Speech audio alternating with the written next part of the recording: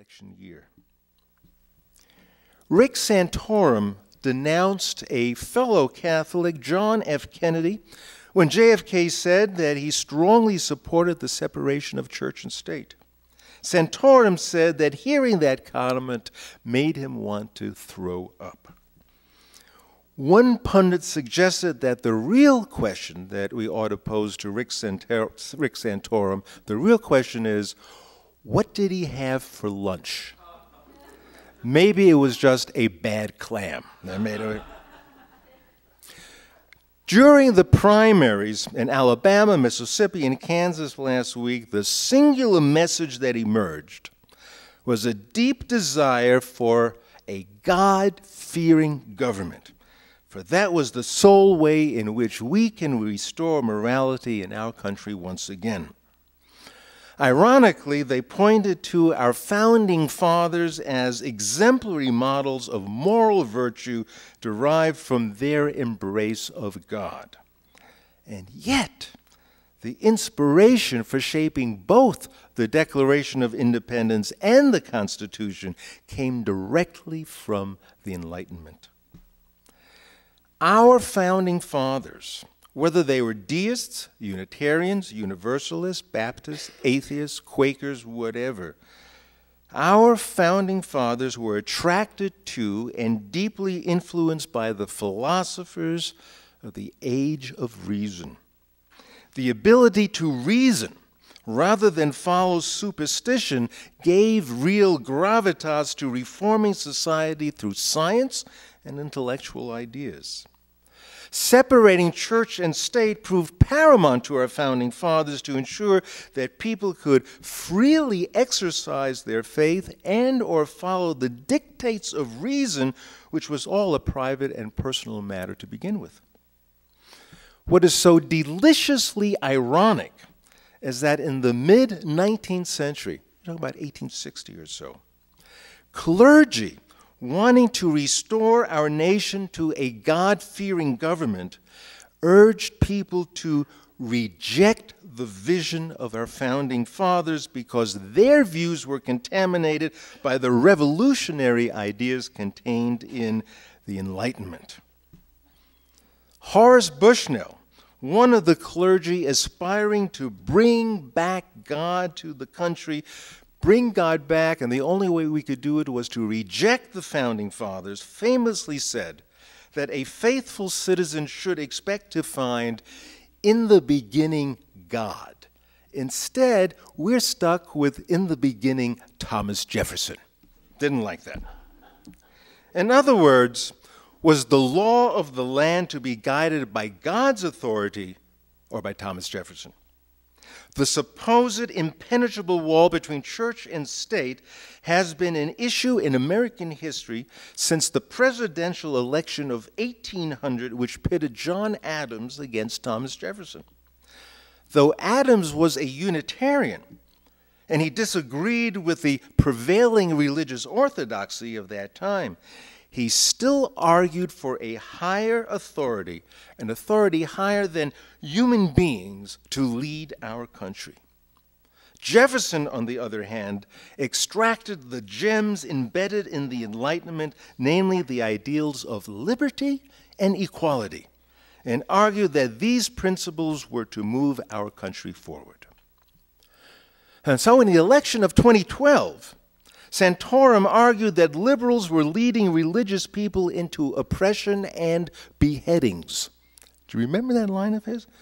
Liberals were leading good, solid Americans into oppression and beheadings. His logic is flawless, although more appropriate if he were running in the campaign of 1800. Santorum said, when you marginalize faith in America, when you remove the pillar of God-given rights, then what is left is the French Revolution.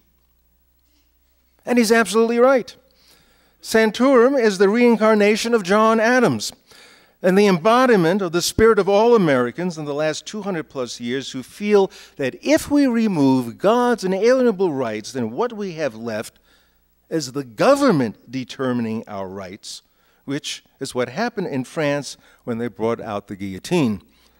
So Santorum had a roundabout bit of logic claiming that liberals are leading us straight to the guillotine. Do you catch his reasoning? It makes sense if you try hard.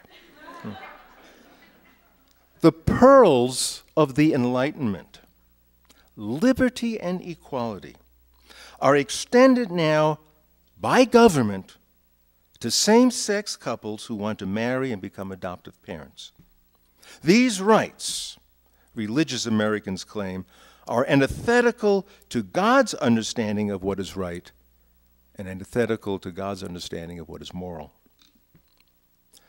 Months before, the Catholic bishops contested Obama's rule that employees of Catholic hospitals, universities, and service agencies must receive free contraceptive coverage in their health insurance. Roman Catholic bishops in Illinois, New York, and Washington, D.C. closed most of the Catholic charities affiliated in state social service networks for poor and neglected children. They chose to close the doors to the poor rather than comply with government's implementation of extending liberty and equality to gay couples who sought to adopt children or become foster parents. The Catholic charities had a choice: receive government money to serve all citizens or close their doors. They chose the latter and simply closed up shop.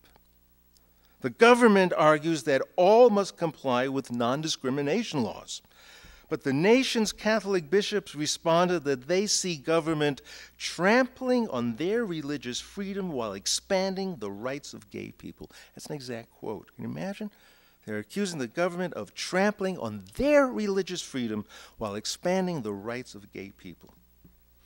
Religious Americans, the bishops continue, are victims of government-backed persecution, their word, government-backed persecution. Bishop Thomas J. Paprocki of the Diocese of Springfield, Illinois, said, "In the name of tolerance, we're not being tolerated."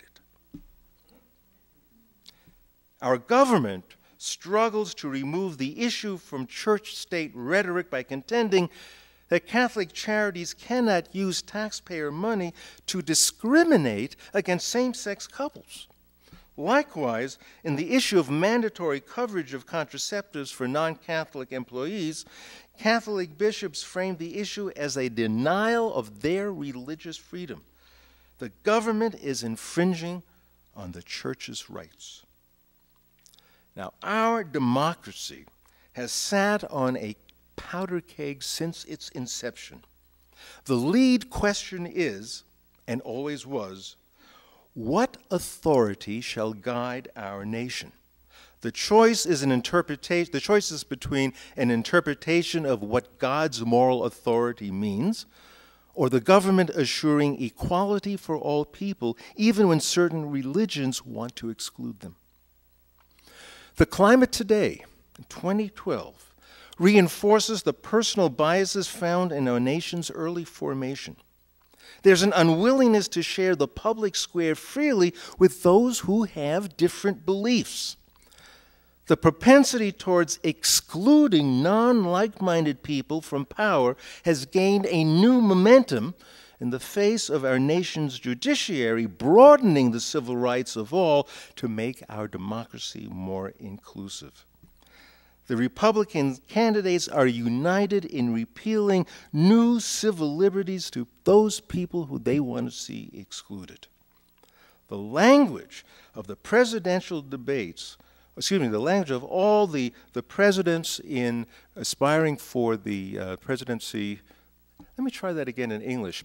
Let me put it this way. The language today in 2012 in the presidential debate can be framed almost in that 1800 verbiage, and that is, do we want to have our government led by divine order or sacred liberty? Those were the words that were used in 1800. We could just as easily infuse those words, at least that concept, today.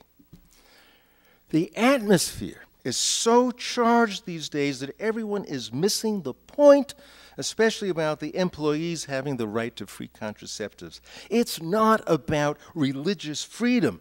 guess what? It is about health. We need to follow the best scientific evidence to ensure quality health in our families and our communities.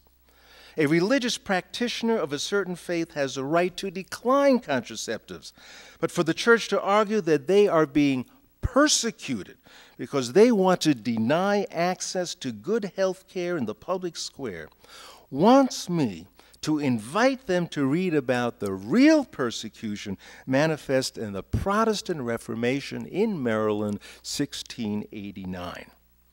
Because of the First Amendment, religious persecution, as demonstrated in our nation's history, is now extinct.